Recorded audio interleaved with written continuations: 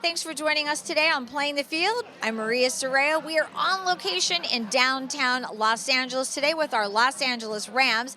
Now, the Rams have teamed up with the United Way to help stop homelessness. And of course, right here in downtown Los Angeles, we see the need for this every day. Over 50,000 people who are homeless. Now, I caught up with some of the Rams players and head coach Sean McVay to talk about why they're here to support the cause. Maria, it's what's special about our place is that guys using their platform to be able to help out. When you look at homelessness in LA, 53,000 people, and what can we do to just be a part of the solution and making those numbers a lot smaller than what they are right now. And our players are a reflection of what's right about our building. See all our rookies out here today. You got our captains and Aaron Donald, Andrew Whitworth, Johnny Hecker, Tyler Higbee's out here, and that's what you love about the Rams. Talking about the rookies that are out here, what does it do for them to see all of their peers out here and just helping a cause? I think, when you really see your veteran players, your best players show what it looks like to do right, that just kind of becomes the standard. And that's what we're hoping. And we got a lot of great rookies in this class that we're excited about working with, but they got great mentors and leaders and veterans that they can look to see what's right. And it's great to have all these guys out here and just continuing to bond. A lot of the rookies told us that you preached the "we not me" when they first came into camp, and this really just describes that. That's exactly right. And we just talk about just building the foundation the right way, and really everything is about people first. And we got a lot of great people in our organization, and coming out here to do something a lot bigger than the game of football is what's special, and that's why we're here today. Yeah, I mean, this event is incredible, to see the support from the community and, got our rookies out here, me, AD, Whit and Coach McVay, kind of spearheading this thing. But as an organization, to be able to, tackle one of LA's most pressing issues is very important to us, getting people off the streets and into homes, somewhere where they can, call their own, give them a sense of security, a place that they can, really start their life over again and really get a refreshing outlook on life from, turning that key. So to be able to, help tackle that issue means a lot to us, and just to support the people that support us. Your culture is "we not me," and this is such a prime example of that. Just address that. Yeah, absolutely. It takes a community to tackle a problem this big. There's 53,000 people struggling with homelessness every single day in Los Angeles, and today this event is going to do a great job as far as raising money for affordable housing for many of those people, and to change one life is incredible, but this event is going to do much more than just that. Well, now we have to do something to right the wrong that has been done. And one of the things they need to do is really take some of the older buildings downtown that are not housing anyone and fix them up and start housing people so that people can actually be off the street, and let's stop playing a game with people's lives. And one of the things we hear all the time is how unsafe it is, especially for women, to be on the streets. People come into their tents and they're assaulted.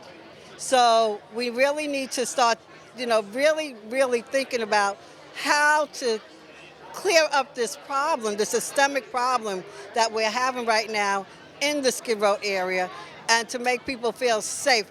And it might be the off season in the NFL, but not for our Los Angeles Rams, who have been keeping very busy signing new players. Let's catch up with Eric Weddle and Clay Matthews Jr.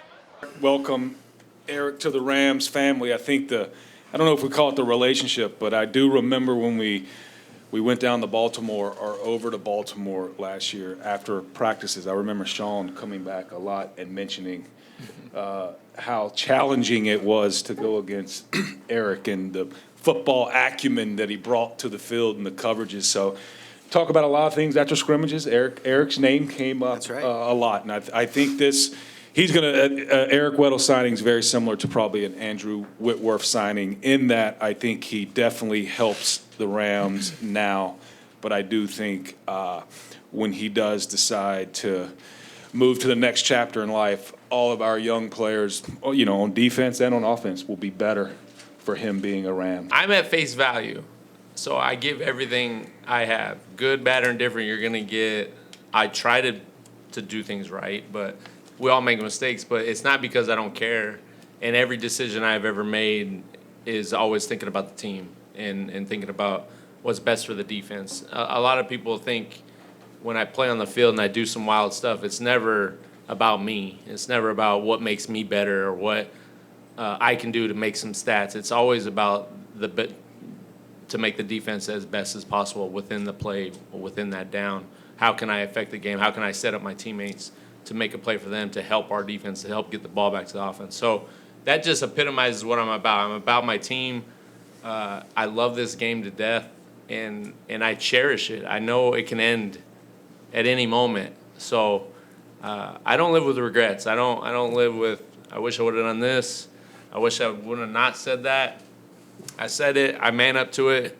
There's one thing that with me that if I make a mistake, I own up to it. If I play that crap in a game, it was me. If we don't play good on defense and I played good, I didn't play good enough. That's what I've always been about. That's not going to change. And I think in the grand scheme of things, it's not a bad way to be. This is about Clay today. Really happy to have him here. He really made me wait for a couple days longer than what we're used to. I was getting impatient waiting on him, but it's a great day for the Rams, and glad to have Clay on board. This is where I speak now. You're up.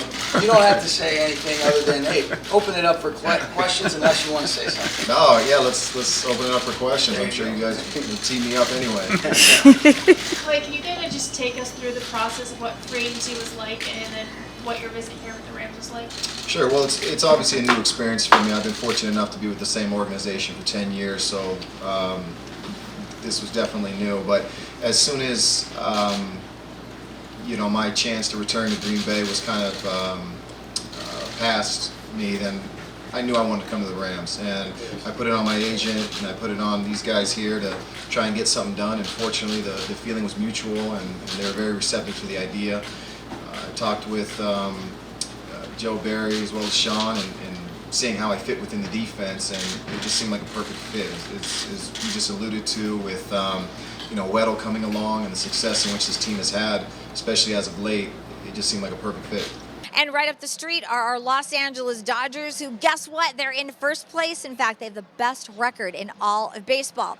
A pretty good place to be to start the season. Now, one of the reasons for their success is their newbie, Alex Verdugo. I had a chance to sit down with this new player at Dodger Stadium. We are here with Alex Verdugo. Alex, it's interesting in kind of watching you. You're very comfortable being up now. I know you had some time last September. What's the transition been like for you? It's been great. I think a lot of times the guys, like the veterans, they just, through the last 2 years, they've kind of, gotten to know me a little bit more. And this year I've kind of really opened up to them, and they've received it well. And, they're spreading the love, they're giving it back. And as you can see, there's been some videos of me and Kershaw dancing. So, no, it's just this group of guys, I feel like everybody really enjoys being around each other, and we really, have fun. So it's translating into some really good things. It's interesting because in spring training, they say that that's kind of the time you guys get to bond. And it seems like this year, this group, like you said, really had that opportunity out there. Yeah, definitely. Just a lot of the players, they had some weddings going on in the off season. So as you know, like everybody would be there, from the front office to the players. So it just shows you how close the team is. So it's fun, man. It really is. It's like it really reminds me of when we were kids playing travel ball or something, and our parents would drop us off, and we're just excited to see everybody. So that's kind of how it is every single day. Everybody's very focused, but also, knows how to have a good time and keep it loose. From being up here last September till now, what do you think you've worked on the most to get a little better in your own game? I'd say everything. It's one of those things every year, whether it's on the bases, hitting, defense. I try to improve in a little bit in each category. I want to get better. I just always want to kind of keep upping my game. So for me, it's everything. I just kind of just keep practicing, and then for hitting, maybe picking my spots when, I want to take a chance to do some damage and, try to hit a homer or something. You talk a little bit about having some fun with Clayton Kershaw. Who are you closest with in the locker room?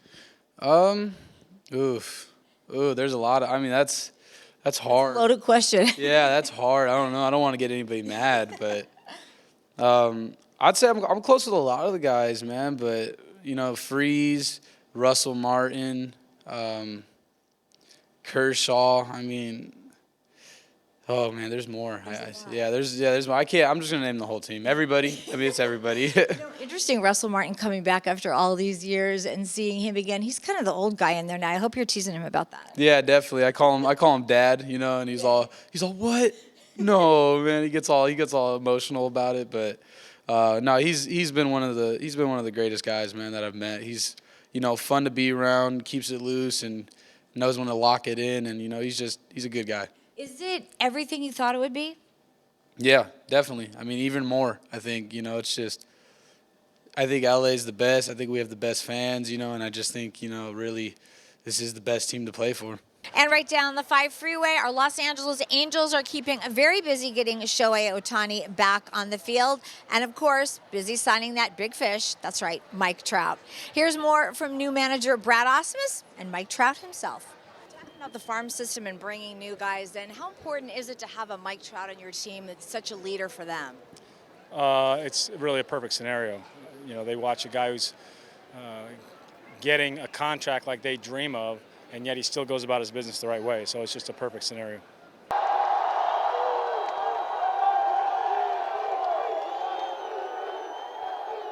What's up, guys? Woo! Cole's got me worked up, man. Cole, the whole day. Hey, you were ready for this speech? I'm happy, obviously. First of all, I'd like to thank Artie and Carol Moreno, Billy Epter, John Carpino. Faith and commitment to me.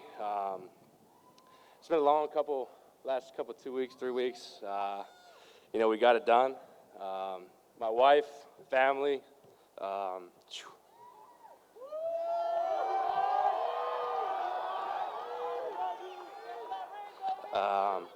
I love you guys. Thanks for all the support. Woo! I'm losing it. You guys are great. I want to thank my agent, Craig. I probably talked to him more than anybody in the last, 3 weeks. More than my wife, my family, and my friends, everything. My teammates and coaches, I want to thank you guys. You guys push me hard every day. You keep me humble, You let me know when I'm wrong. You guys give me some hard time, but I appreciate everything. My coaches push me to be the best player I can be. And training staff, media relations, obviously training staff, keep me on the field. Nebula, your staff's been awesome. Media relations, Tim Mead, Eric Kay, Adam. You guys have been great. And obviously I want to thank the fans. You guys are...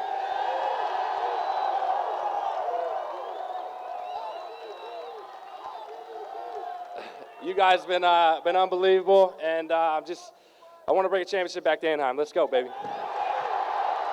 And of course, it's time for the biggest sports spectacular on the planet. It's May, and that means it's Indy 500 time.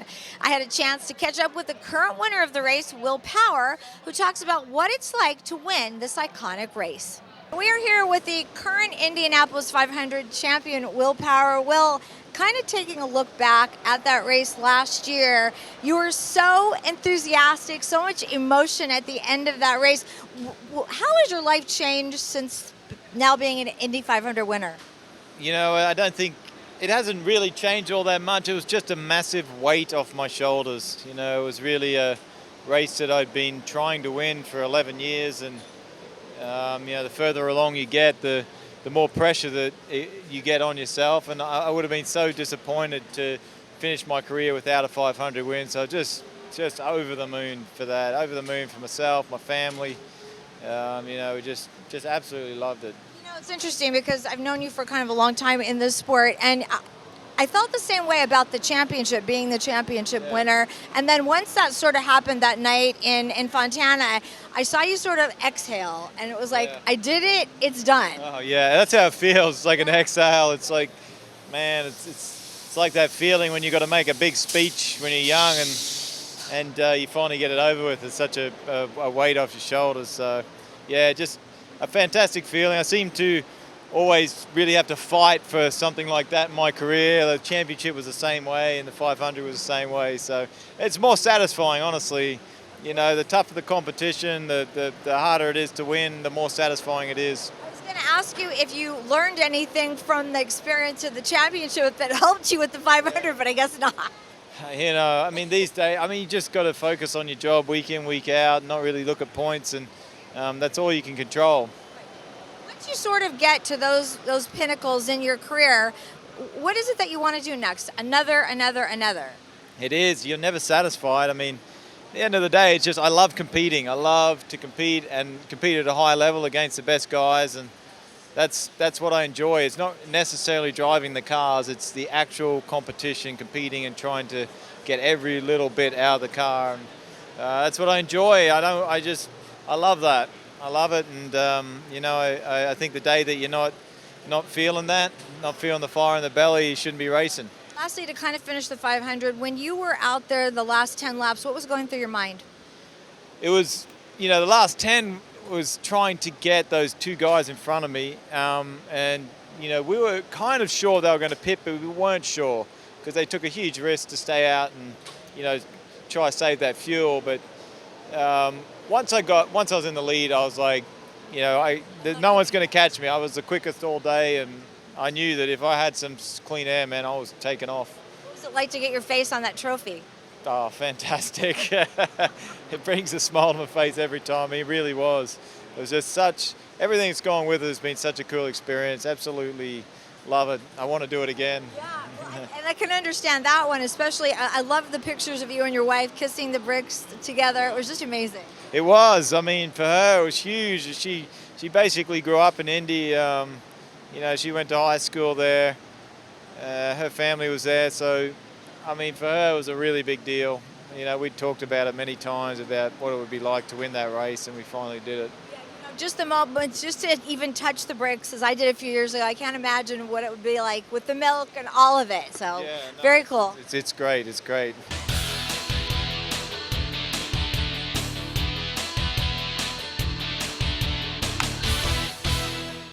Now, capturing the greatest NBA moments behind the lens is no easy feat, but my next guest makes it look so easy.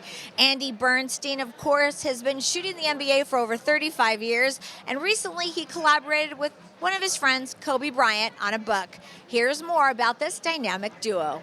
We are here today in the Downtown Central Library with our very good friend Andy Bernstein, who just had a book come out a little earlier, a couple of months ago, yes? Yeah, before the season, right before the season, October 25th to be exact, the book was released. And the Mamba mentality, I think we all know who the Mamba was and what that means. First of all, just tell me a little bit about your work with Kobe. It's over a very long span of 20 years, and I've seen some interviews with him where he really talks about moments that you've captured.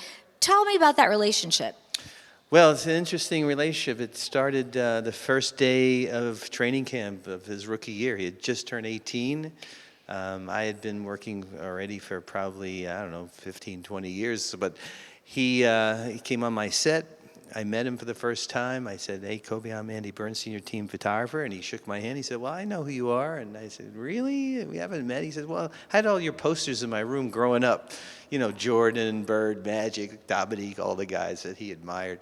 So from that moment on, I was hooked on this kid who was, just a bundle of energy. And then I watched his career grow and he became an incredible veteran, five-time champion, Olympic champion, MVP, leader, mentor, and of course going to be a Hall of Famer. Probably next year is when he's going to get inducted. And as are you, a Hall of Famer, so Kobe will have to catch up with Andy. You know, you and I briefly touched upon the fact that he was so expressive.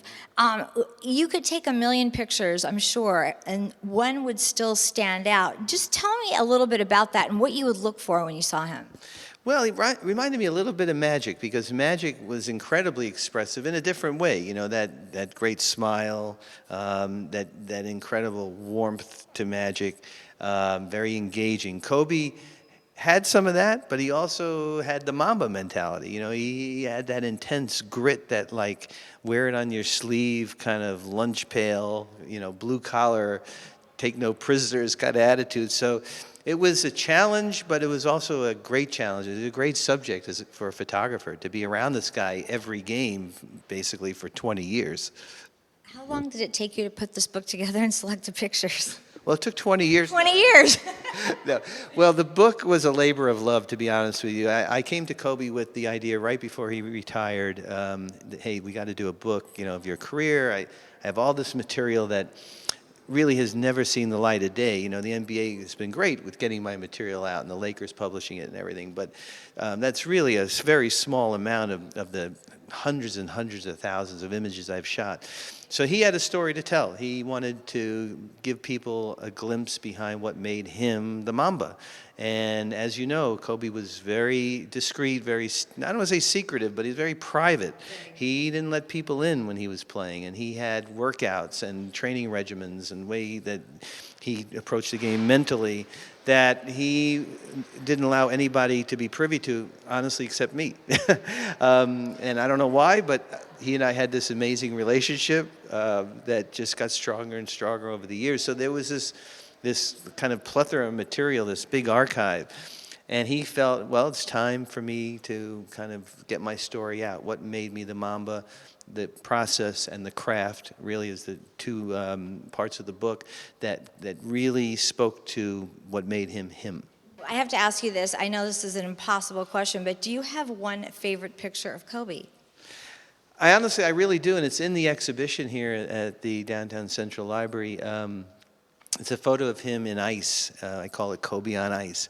And Phil Jackson loves to call that picture the Thinker, because he looks a little bit like Rodin's sculpture, the Thinker.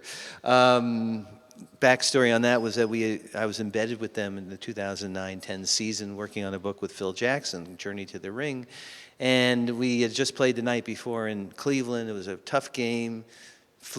Got to New York about 4:30 in the morning to the hotel. Next day, less than 24 hours later, he's at Madison Square Garden, has to play in another game. And as you know, Madison Square Garden was Mecca for him, so there's no way he's missing a game if he's got busted ankles or a broken finger. So he's sitting there about an hour and a half before game time, just covered in ice, from head to toe, really, willing himself to win in a busy locker room where he is completely zoned out. He's in his Mamba mentality right there, getting himself ready. And that one photo speaks a lot to our relationship, to the fact that how I know how to get in and get out of a situation, not disturb him, how he trusts me, Phil trusts me, the PR people, everyone in the team. And also it speaks to really his preparation. I mean, his incredible dedication to his craft and knowing his body and what his body can do, what he's capable of doing that most human beings can't. There's a lot of love for the Mamba out there, and I'm so grateful. I'm kind of humbled by the response to the book. I'm super happy about it, very proud of it. The thing that I'm most proud about is that he's proud of it because he has a very high standard, and I didn't want there to be any shortcuts on this book. And we both felt it's the book we wanted to do. And you can also see some of Andy's greatest work at the Downtown Library, and Will Lupardas had a very special guided tour. We are here with Andy Bernstein in the Downtown Central Library, where you have a very unique exhibit of behind-the-scenes photographs. Tell us a little bit about this curatory exhibit in the Downtown Central Library. Well, I was asked by the library, the Downtown Central Library, to do an exhibition of my Lakers photography over the years. So naturally, I thought, okay, we'll have some great action shots in there. I'll have Kobe, we'll have Shaq, we'll have Magic, Worthy, all the guys. Lo and behold, when I met with the curator, wonderful group based in South Pasadena, they said, nope, we'll take it from here. So I said, okay. She said, well, first of all, Claudia is the name of the curator. She said, you know that photographers are their worst editors. And I said, yeah, that's right. She said, and this is not your typical exhibition. We want it to be behind the scenes, but we want it truly to be behind the scenes, like a fly on the wall. And the reception has been great. People are like, wow, this is like what goes on behind the scenes, truly. So I'm very grateful for that. And in the never-ending saga that is the Los Angeles Lakers, they have signed a new head coach. The Frank Vogel area will start on Monday, and the latest news that we have from the Lakers is they will not replace Magic Johnson, so no head of basketball operations, and you really can't replace Magic anyway. And of course, we'll bring any breaking news because the Lakers seem to have it every day on the next show.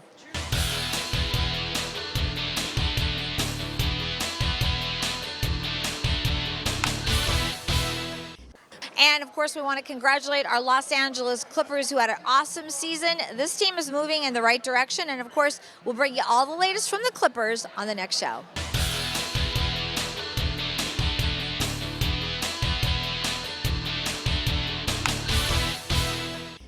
And of course, one of our favorite drivers, you know him from Dancing with the Stars. I know him from racing. Helio Castroneves will be driving in the Indy 500. Now, if he wins, that'll be his 4th Indy 500 win, and of course, puts him in a very elite group.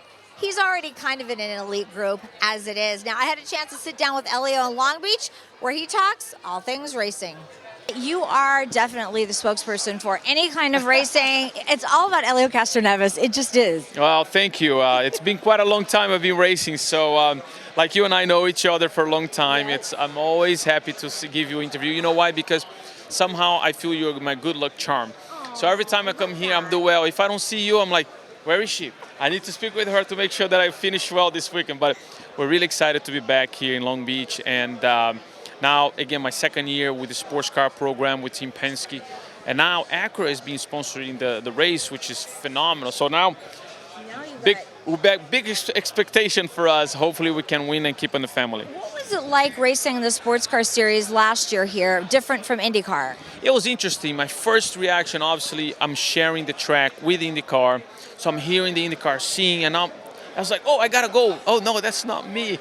So it was kind of like weird, but now officially I'm like, okay, you gotta move on, and I'm still doing the Indy 500 this year, but it's great because I'm much more familiar, not only with my team I've always been, but with my car, with the other competitors, with the other teams. So it's you feel like, okay, now I know what I need to do, and that's why I'm excited to be back. What's the biggest challenge in the sports cars on this track? People don't realize. Compared to an Indy car, you don't have much of a peripheral vision because you went inside, you have a windshield, the columns, it's very limited area for you to see. When you're talking about street course, which you don't have much space either.